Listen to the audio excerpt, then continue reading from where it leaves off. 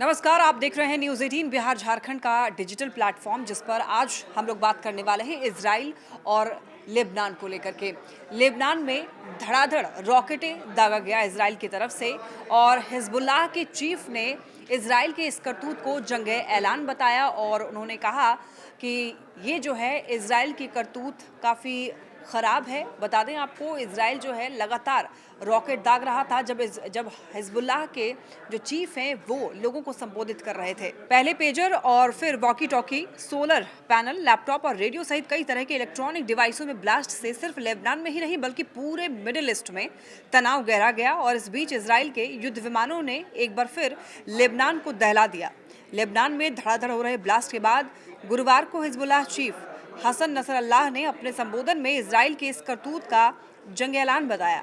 लेकिन जिस वक्त नसरल्लाह देश को संबोधित कर रहे थे, उसी समय इजराइल लेबनान पर रॉकेट दाग रहा था। इजरायली सेना आईडीएफ ने दक्षिणी लेबनान में हिजबुल्लाह के ठिकानों को निशाना बनाया और सैकड़ों रॉकेट लॉन्चर बैरल तबाह कर दिए।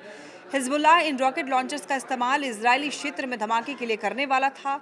इजरायली सेना का कहना है कि हमारे लड़ाकू विमानों ने 1000 बैरल वाले करीब 100 रॉकेट लॉन्चरों पर हमला करके उन्हें पूरी तरीके से नष्ट कर दिया।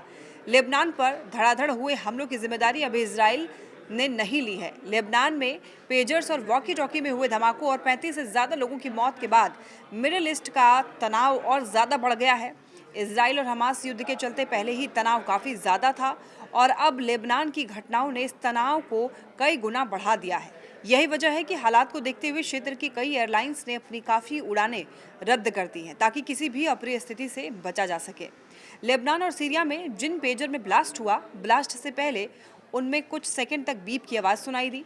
कुछ पेजर जेब में ही ब्लास्ट हो गए, जबकि कुछ लोगों ने जैसे ही बीप की आवाज़ सुनकर पेजर को जेब या बैग से बाहर निकाला तो तब ब्लास्ट हो गया। कई पेजर लोगों के हाथ में ही फट गए।